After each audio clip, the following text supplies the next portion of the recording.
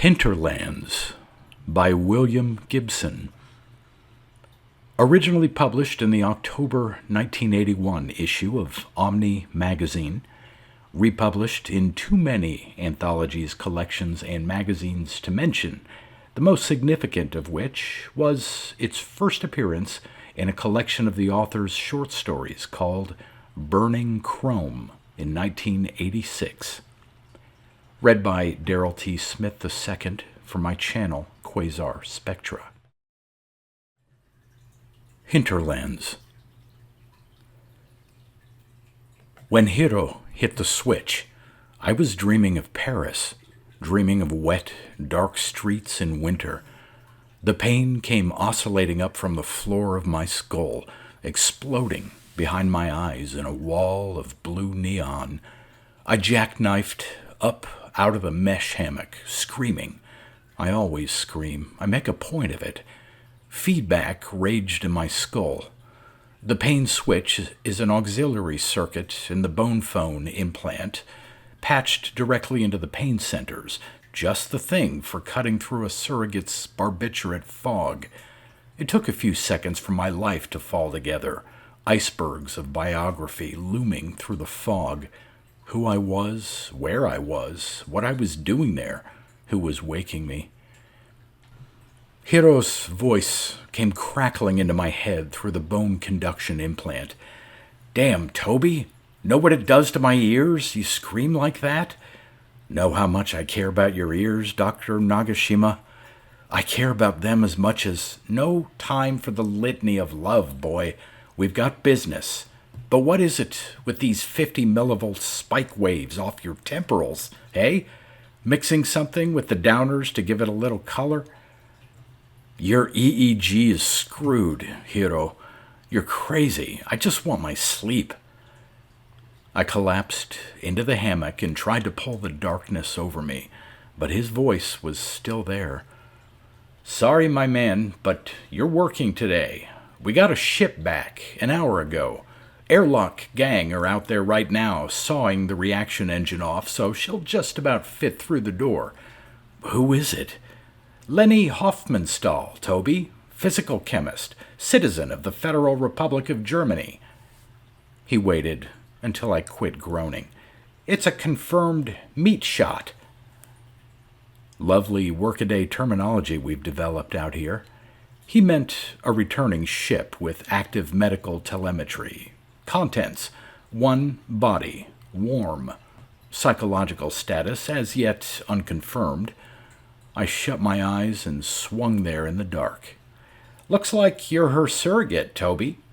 Her profile syncs with Taylor's, but he's on leave." I knew all about Taylor's leave. He was out in the agricultural canisters ripped on amitriptyline, doing aerobic exercises to counter his latest bout with clinical depression, one of the occupational hazards of being a surrogate. Taylor and I don't get along. Funny how you usually don't, if the guy's psychosexual profile is too much like your own. "Hey, Toby, where are you getting all that dope?" The question was ritual. "From Charmian?" "From your mom, Hiro." He knows it's Charmian as well as I do. "Thanks, Toby. Get up here to the Heavenside elevator in 5 minutes, or I'll send those Russian nurses down to help you. The male ones." I just swung there in my hammock and played the game called Toby Halpert's Place in the Universe. No egotist, I put the sun in the center, the lumiere, the orb of day. Around it I swung tidy planets, our cozy home system. But just here, at a fixed point, about 1/8 of the way out toward the orbit of Mars, I hung a fat alloy cylinder, like a quarter-scale model of Tsiolkovsky 1, the worker's paradise back at L5. Tsiolkovsky 1 is fixed at the liberation point between Earth's gravity and the Moon's, but we need a light sail to hold us here, 20 tons of aluminum spun into a hexagon, 10 kilometers from side to side. That sail towed us out from Earth's orbit, and now it's our anchor. We use it to tack against the photon stream, hanging here beside the thing, the point, the singularity we call the highway. The French call it le métro, the subway, and the Russians call it the river. But subway won't carry the distance, and river, for Americans, can't carry quite the same loneliness. Call it the Tovievsky anomaly coordinates, if you don't mind bringing Olga into it. Olga Tovievsky, Our Lady of Singularities, patron saint of the highway. Hiro didn't trust me to get up on my own. Just before the Russian orderlies came in, he turned the lights on in my cubicle by remote control and let them strobe and stutter for a few seconds before they fell as a steady glare across the pictures of St. Olga that Charmian had taped up on the bulkhead. Dozens of them, her face repeated in newsprint in magazine glossy. Our Lady of the Highway. Lieutenant Colonel Olga Tovievsky, youngest woman of her rank in the Soviet space effort, was en route to Mars, solo, in a modified Alyut 6. The modifications allowed her to carry the prototype of a new air scrubber that was to be tested in the USSR's four-man Martian orbital lab. They could just as easily have handled the Alyut by remote from Tsiolkovsky, but Olga wanted to log mission time. They made sure she kept busy, though. They stuck her with a series of routine hydrogen-band radio flare experiments, the tail end of a low-priority Soviet-Australian scientific exchange. Olga knew that her role in the experiments could have been handled by a standard household timer, but she was a diligent officer. She'd press the buttons at precisely the correct intervals. With her brown hair drawn back and caught in a net, she must have looked like some idealized Pravda cameo of the worker in space, easily the most photogenic cosmonaut of either gender. She checked the Alyut's chronometer again and poised her hand above the buttons that would trigger the first of her flares. Colonel Tovievsky had no way of knowing that she was nearing the point in space that would eventually be known as the highway.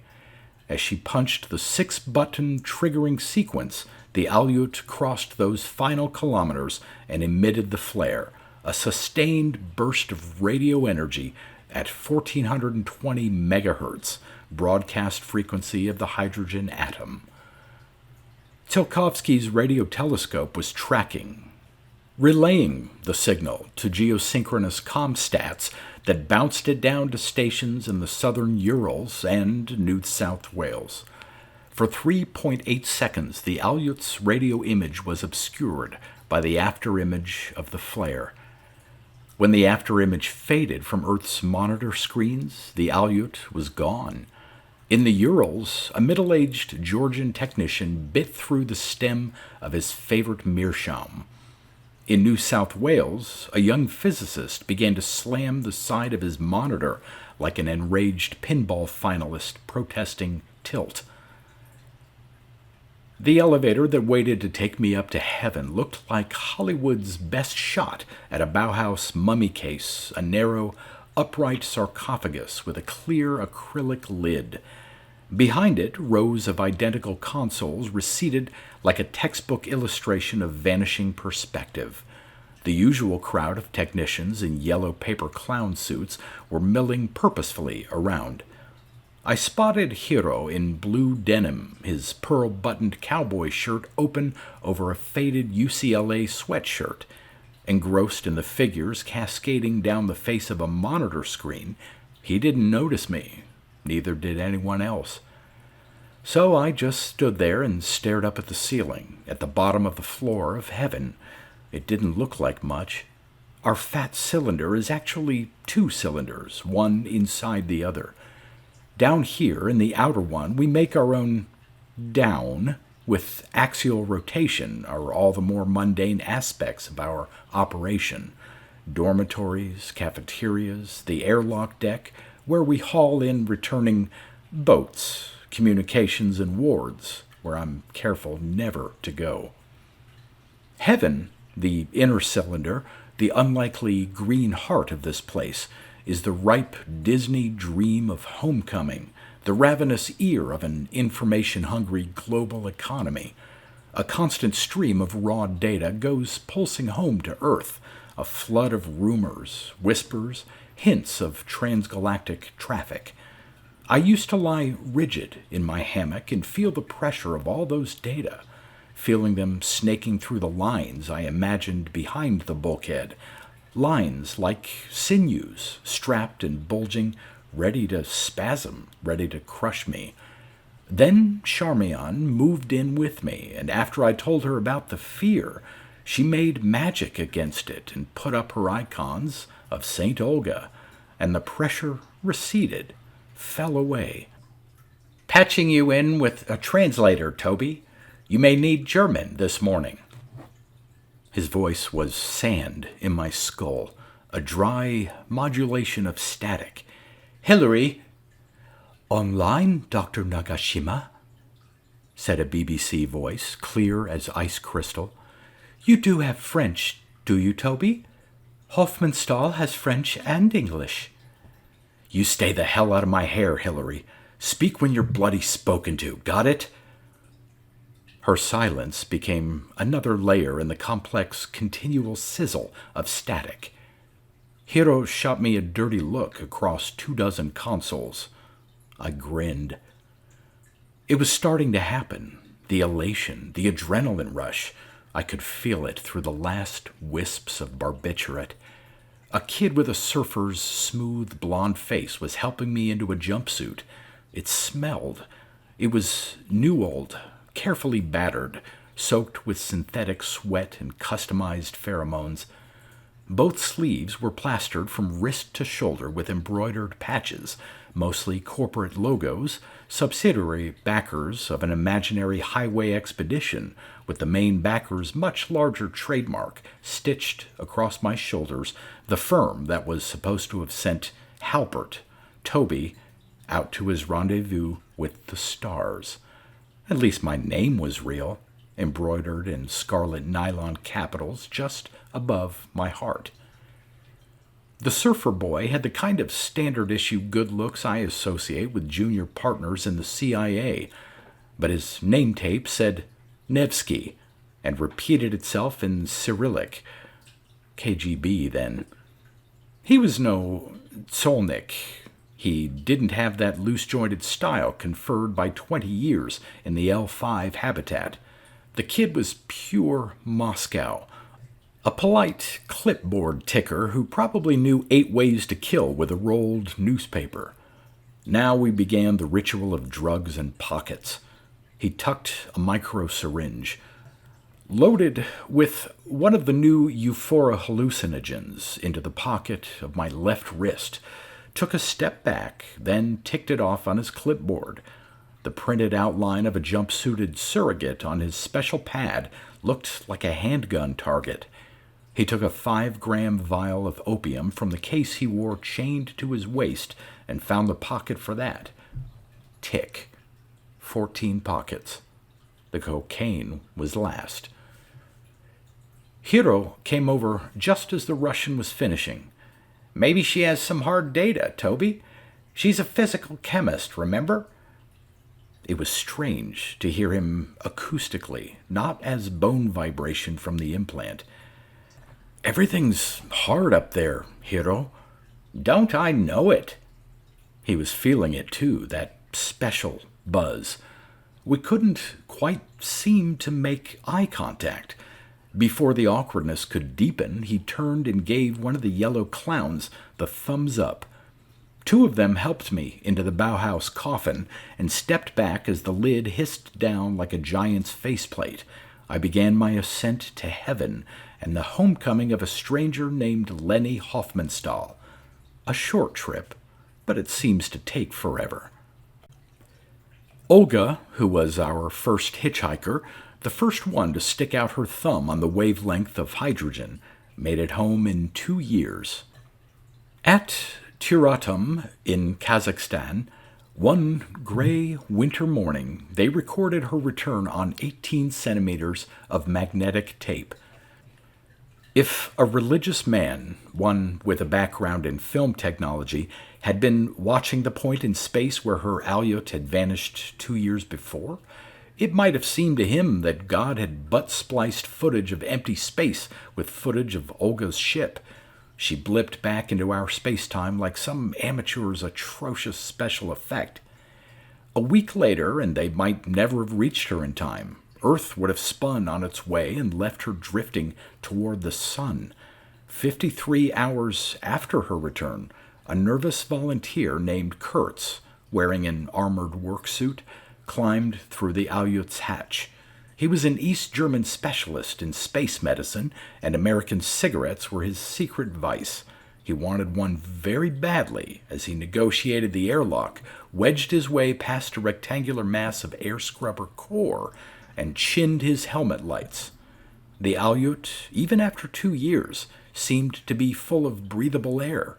In the twin beams from the massive helmet, he saw tiny globules of blood and vomit swinging slowly past, swirling in his wake as he edged the bulky suit out of the crawlway and entered the command module. Then he found her. She was drifting above the navigational display, naked, cramped in a rigid fetal knot. Her eyes were open, but fixed on something Kurtz would never see. Her fists were bloody, clenched like stone, and her brown hair, loose now, drifted around her face like seaweed. Very slowly, very carefully, he swung himself across the white keyboards of the command console and secured his suit to the navigational display. She'd gone after the ship's communications gear with her bare hands, he decided. He deactivated the worksuit's right claw.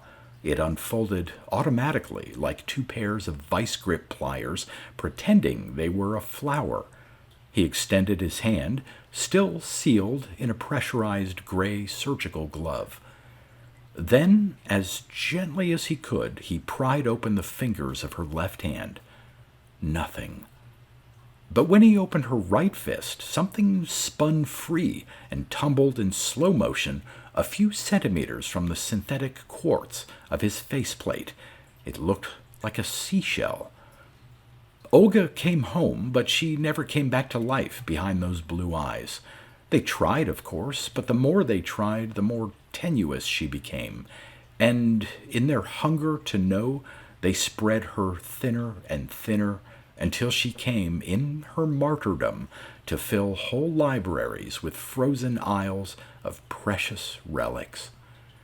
No saint was ever pared so fine. At the Plesetsk laboratories alone, she was represented by more than 2 million tissue slides, racked and numbered in the sub-basement of a bomb-proof biological complex. They had better luck with the seashell. Exobiology suddenly found itself standing on unnervingly solid ground. 1 7/10 grams of highly organized biological information, definitely extraterrestrial. Olga's seashell generated an entire sub-branch of the science devoted exclusively to the study of Olga's seashell. The initial findings on the shell made 2 things clear.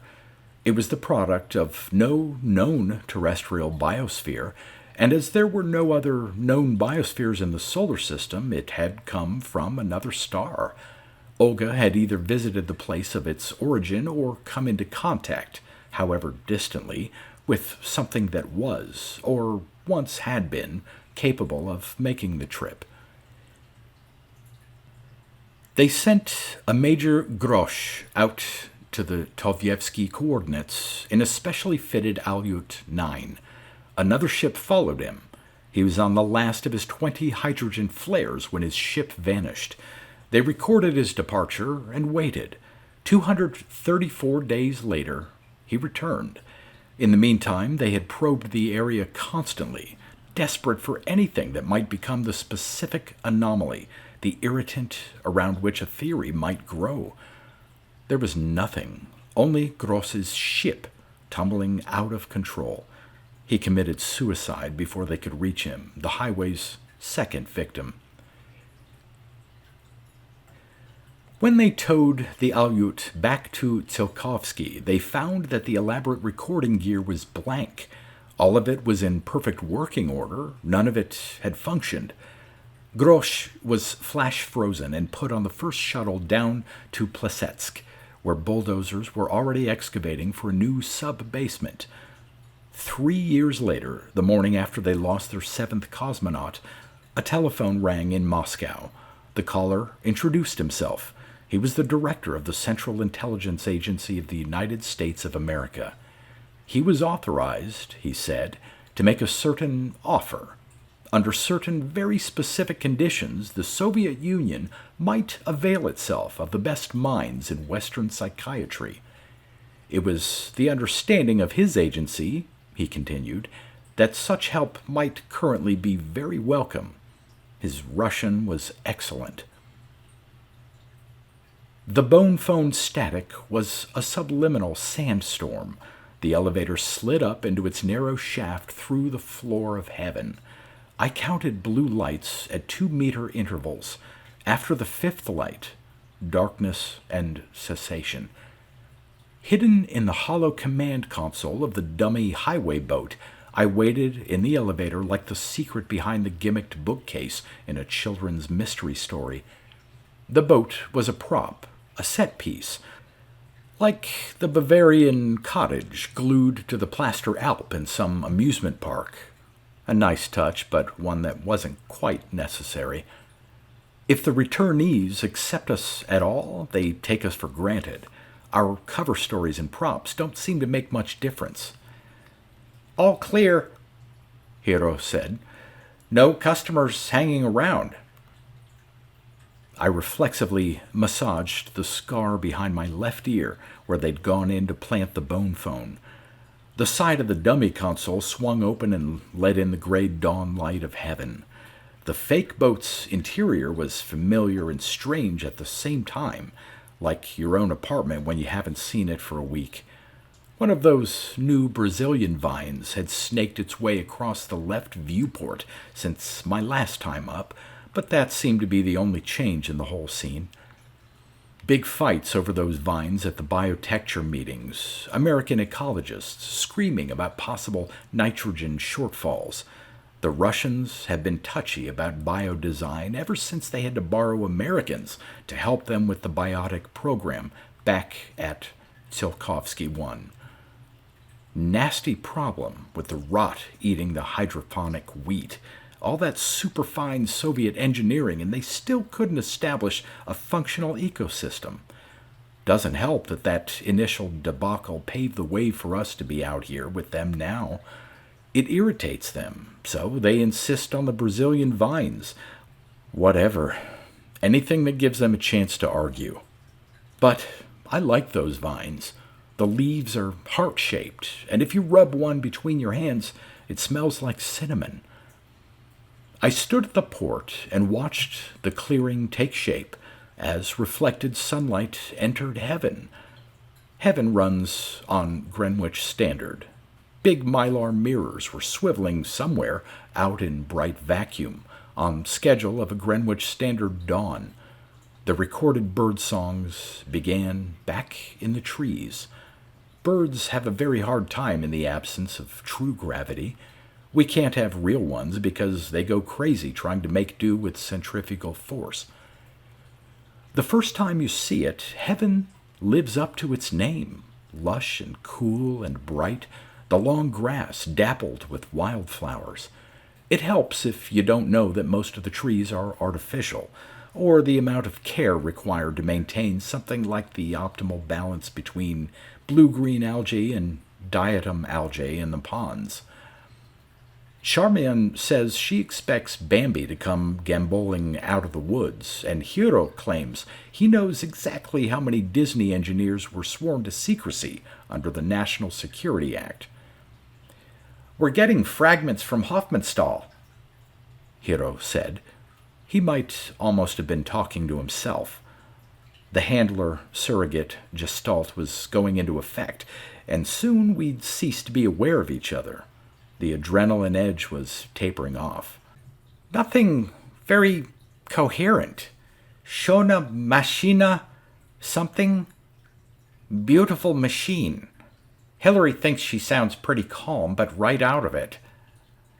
Don't tell me about it. No expectations, right? Let's go in loose. I opened the hatch and took a breath of heaven's air. It was like cool white wine. Where's Charmian? He sighed, a soft gust of static. Charmian should be in Clearing 5, taking care of a Chilean who's 3 days home, but she's not because she heard you were coming. So she's waiting for you by the carp pond. Stubborn bitch, he added. Charmian was flicking pebbles at the Chinese big-head carp. She had a cluster of white flowers tucked behind one ear, a wilted Marlboro behind the other. Her feet were bare and muddy, and she'd hacked the legs off her jumpsuit at mid-thigh. Her black hair was drawn back in a ponytail. We'd met for the first time at a party out in one of the welding shops, drunken voices clanging in the hollow of the alloy sphere. Homemade vodka in zero gravity. Someone had a bag of water for a chaser, squeezed out a double handful and flipped it expertly into a rolling floppy ball of surface tension. Old jokes about passing water. But I'm graceless in zero G. I put my hand through it when it came my way, shook 1,000 silvery little balls from my hair, batting at them, tumbling, and the woman beside me was laughing, turning slow somersaults, long, thin girl with black hair. She wore those baggy drawstring pants that tourists take home from Tsiolkovsky and a faded NASA t-shirt 3 sizes too big. A minute later, she was telling me about hang gliding with the teen Tsilniki and about how proud they'd been of the weak pot they grew in one of the corn canisters. I didn't realize she was another surrogate until Hiro clicked in to tell us the party was over. She moved in with me a week later. A minute, okay? Hiro gritted his teeth, a horrible sound. 1, uno. Then he was gone, off the circuit entirely, maybe not even listening. How's Trix in Clearing 5? I squatted beside her and found some pebbles of my own. Not so hot. I had to get away from him for a while. Shot him up with hypnotics. My translator told me you were on your way up. She has a kind of Texas accent that makes ice sound like ass. Thought you spoke Spanish. Guy's Chilean, isn't he? I tossed one of my pebbles into the pond. I speak Mexican. The culture vulture said he wouldn't like my accent. Good thing, too. I can't follow him when he talks fast. One of her pebbles followed mine, rings spreading on the surface as it sank. Which is constantly, she added. A big head swam over to see whether her pebble was good to eat. He isn't going to make it. She wasn't looking at me. Her tone was perfectly neutral. Little Jorge is definitely not making it. I chose the flattest of my pebbles and tried to skip it across the pond, but it sank. The less I knew about Chilean Jorge, the better. I knew he was a live one of the 10%. Our DOA count runs at 20%. Suicide. 70% of the meat shots are automatic candidates for wards. The diaper cases, mumblers, totally gone. Charmian and I are surrogates for that final 10%. If the first ones to come back had only returned with seashells, I doubt that heaven would be out here. Heaven was built after a dead Frenchman returned with a 12-centimeter ring of magnetically coated steel locked in his cold hand, black parody of the lucky kid who wins the free ride on the merry-go-round. We may never find out where or how he got it, but that ring was the Rosetta Stone for cancer. So now it's cargo cult time for the human race. We can pick things up out there that we might not stumble across in research in 1,000 years. Charmian says we're like those poor suckers on their island who spend all their time building landing strips to make the big silver birds come back. Charmian says that contact with superior civilizations is something you don't wish on your worst enemy. Ever wonder how they thought this scam up, Toby? She was squinting into the sunlight, east, down the length of our cylindrical country, horizonless and green. They must have had all the heavies in, the shrink elite, scattered down a long slab of genuine imitation rosewood, standard Pentagon issue. Each one got a clean notepad and a brand new pencil, specially sharpened for the occasion. Everybody was there, Freudians, Jungians, Adlerians, Skinner, Ratman, you name it. And every one of those bastards knew in his heart that it was time to play his best hand. As a profession, not just as representatives of a given faction. There they are, Western psychiatry incarnate, and nothing's happening. People are popping back off the highway dead, or else they come back drooling, singing nursery rhymes. The live ones last about 3 days, won't say a goddamn thing. Then shoot themselves or go catatonic. She took a small flashlight from her belt and casually cracked its plastic shell, extracting the parabolic reflector. Kremlin's screaming, CIA's going nuts, and worst of all, the multinationals who want to back the show are getting cold feet. Dead spacemen, no data, no deal, friends. So they're getting nervous. All those super shrinks until some flake, some grinning weirdo from Berkeley maybe, he says, and her drawl sank to parody stoned mellowness. Like, hey, why don't we just put these people into a real nice place with a lot of good dope and somebody they can really relate to, hey? She laughed and shook her head. She was using the reflector to light her cigarette, concentrating the sunlight. They don't give us matches. Fires screw up the oxygen-carbon dioxide balance. A tiny curl of gray smoke twisted away from the white-hot focal point. Okay, Hiro said. That's your minute.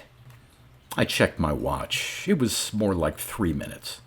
Good luck, baby, she said softly, pretending to be intent on her cigarette. Godspeed. The promise of pain. It's there each time. You know what will happen, but you don't know when or exactly how. You try to hold on to them. You rock them in the dark. But if you brace for the pain, you can't function. That poem Hiro quotes, teach us to care and not to care. We're like intelligent houseflies wandering through an international airport. Some of us actually manage to blunder onto flights to London or Rio, maybe even survive the trip and make it back.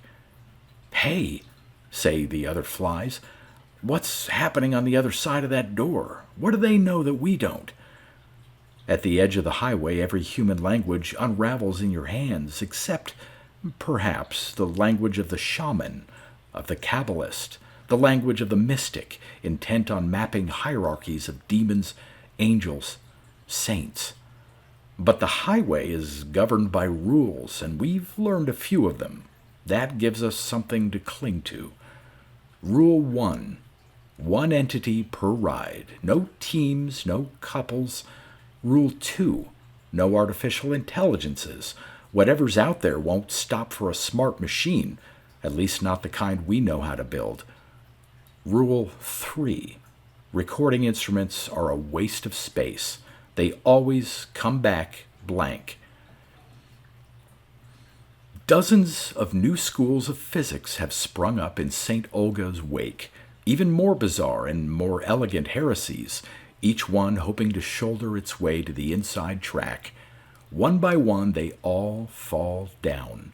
In the whispering quiet of heaven's nights, you imagine you can hear the paradigms shatter, shards of theory tinkling into brilliant dust as the life work of some corporate think tank is reduced to the tersest historical footnote, and all in the time it takes your damaged traveler to mutter some fragment in the dark. Not flies in an airport, hitching rides. Flies are advised to ask too many questions. Flies are advised not to try for the big picture. Repeated attempts in that direction invariably lead to the slow, relentless flowering of paranoia, your mind projecting huge dark patterns on the walls of night, patterns that have a way of solidifying, becoming madness, becoming religion. Smart flies stick with black box theory. Black box is the sanctioned metaphor, the highway remaining X in every sane equation. We aren't supposed to worry about what the highway is or who put it there. Instead, we concentrate on what we put into the box and what we get back out of it. There are things we send down the highway. A woman named Olga, her ship, so many more who followed, and things that come to us. A madwoman, a seashell, artifacts, fragments of alien technologies. The black box theorists assure us that our primary concern is to optimize this exchange. We're out here to see that our species gets its money's worth. Still, certain things become increasingly evident. One of them is that we aren't the only flies who found their way into an airport. We've collected artifacts from at least half a dozen wildly divergent cultures. More Hicks, Charmian calls them. We're like pack rats in the hold of a freighter, trading little pretties with rats from other ports, dreaming of the bright lights, the big city. Keep it simple, a matter of in and out. Leni Hofmannsthal, out.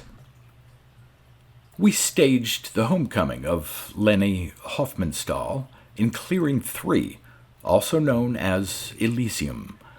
I crouched in a stand of meticulous reproductions of young vine maples and studied her ship. It had originally looked like a wingless dragonfly, a slender 10-meter abdomen housing the reaction engine.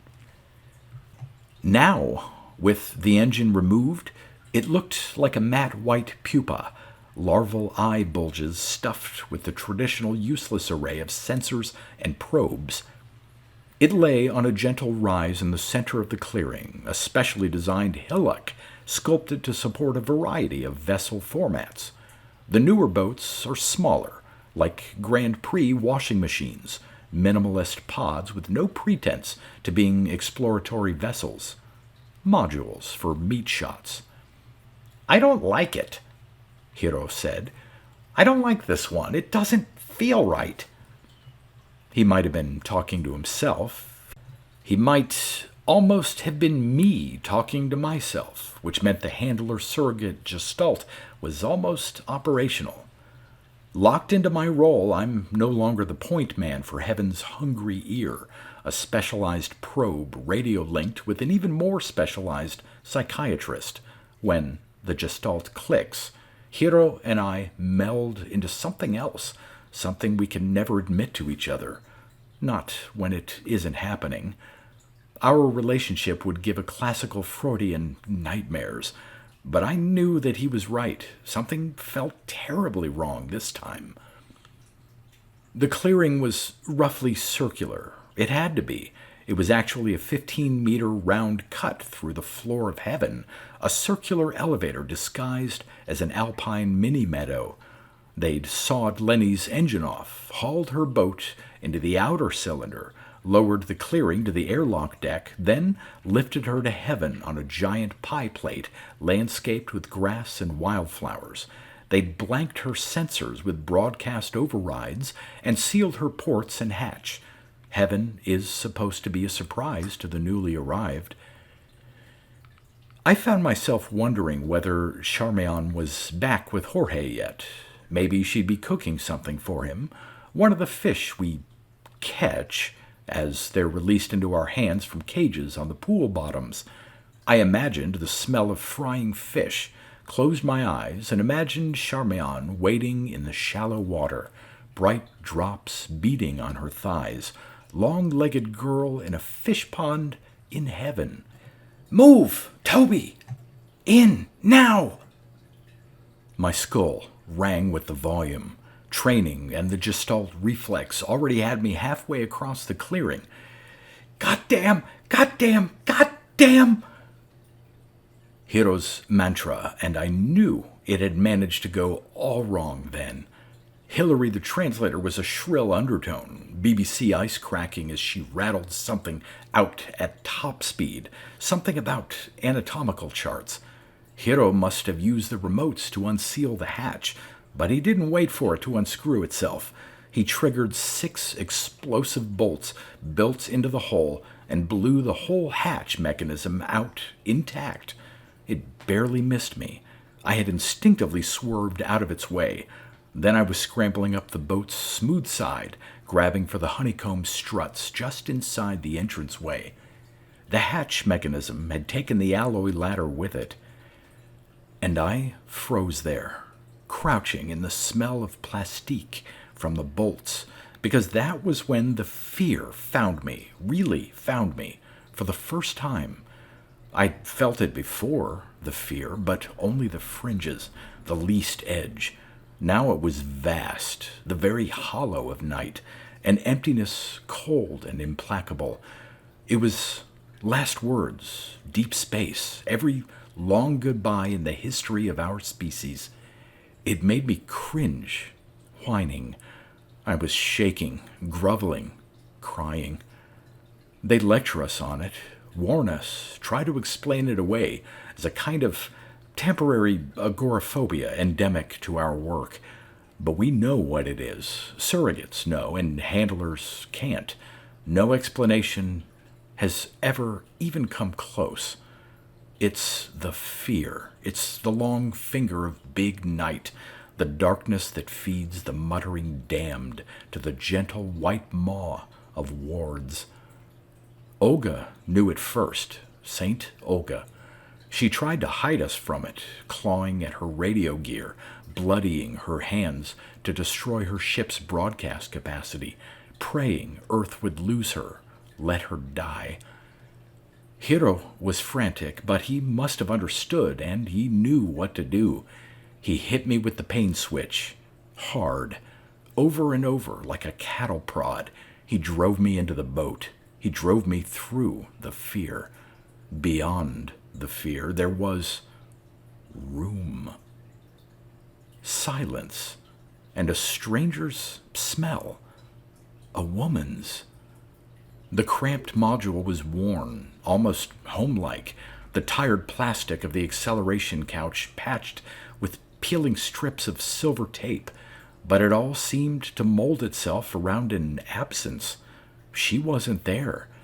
Then I saw the insane frieze of ballpoint scratchings, crabbed symbols, thousands of tiny, crooked oblongs locking and overlapping. Thumb-smudged, pathetic, it covered most of the rear bulkhead. Hiro was static, whispering, pleading. "Find her, Toby! Now, please, Toby, find her, find her, find..." I found her. In the surgical bay, a narrow alcove off the crawlway. Above her, the Shona Machina, the surgical manipulator, glittering, its bright, thin arms neatly folded, chromed limbs of a spider crab, tipped with hemostats, forceps, laser scalpel. Hillary was hysterical, half lost on some faint channel, something about the anatomy of the human arm, the tendons, the arteries, basic taxonomy. Hillary was screaming. There was no blood at all. The manipulator is a clean machine, able to do a no-mess job in 0G, vacuuming the blood away. She died just before Hiro had blown the hatch, her right arm spread out across the white plastic work surface like a medieval drawing, flayed muscles and other tissues tacked out in a neat symmetrical display, held with a dozen stainless steel dissecting pins. She bled to death. A surgical manipulator is carefully programmed against suicides, but It can double as a robot dissector, preparing biologicals for storage. She'd found a way to fool it. You usually can with machines, given time. She'd had 8 years. She lay there in a collapsible framework, a thing like the fossil skeleton of a dentist's chair. Through it, I could see the faded embroidery across the back of her jumpsuit, the trademark of a West German electronics conglomerate. I tried to tell her. I said, "Please, you're dead. Forgive us. We came to try to help, Hiro and I, understand? But he knows you, see? Hiro, he's here in my head. He's read your dossier, your sexual profile, your favorite colors. He knows your childhood fears. First lover, name of a teacher you liked. And I've got just the right pheromones, and I'm a walking arsenal of drugs. Something here you're bound to like. And we can lie, Hiro and I. We're ace liars. Please, you've got to see. Perfect strangers, but Hiro and I, for you, we make up the perfect stranger, Lenny." She was a small woman, blonde, her smooth, straight hair streaked with premature gray. I touched her hair once and went out into the clearing. As I stood there, the long grass shuddered, the wildflowers began to shake, and we began our descent, the boat centered on its landscaped round of elevator. The clearing slid down out of heaven, and the sunlight was lost in the glare of huge vapor arcs that threw hard shadows across the broad deck of the airlock. Figures in red suits, running. A red, dinky toy did a U-turn on a fat rubber wheels, getting out of our way. Nevsky, the KGB surfer, was waiting at the foot of the gangway that they wheeled to the edge of the clearing. I didn't see him until I reached the bottom.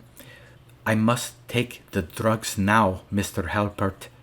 I stood there, swaying, blinking, tears from my eyes. He reached out to steady me. I wondered whether he even knew why he was down here in the lock deck, a yellow suit in red territory. But he probably didn't mind. He didn't seem to mind anything very much. He had his clipboard ready. "I must take them, Mr. Halpert." I stripped out of the suit, bundled it, and handed it to him.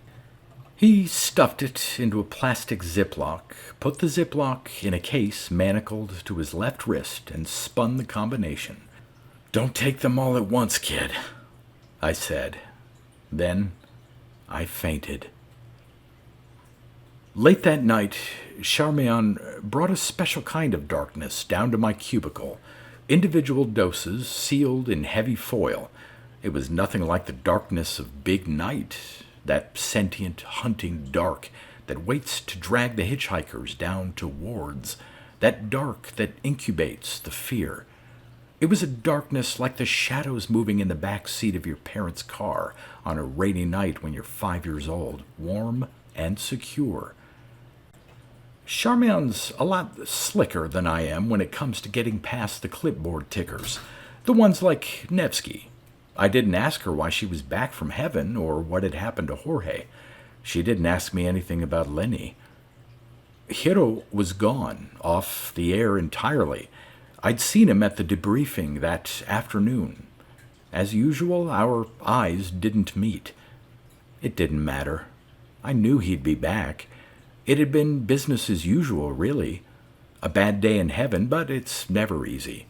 It's hard when you feel the fear for the first time, but I've always known it was there, waiting.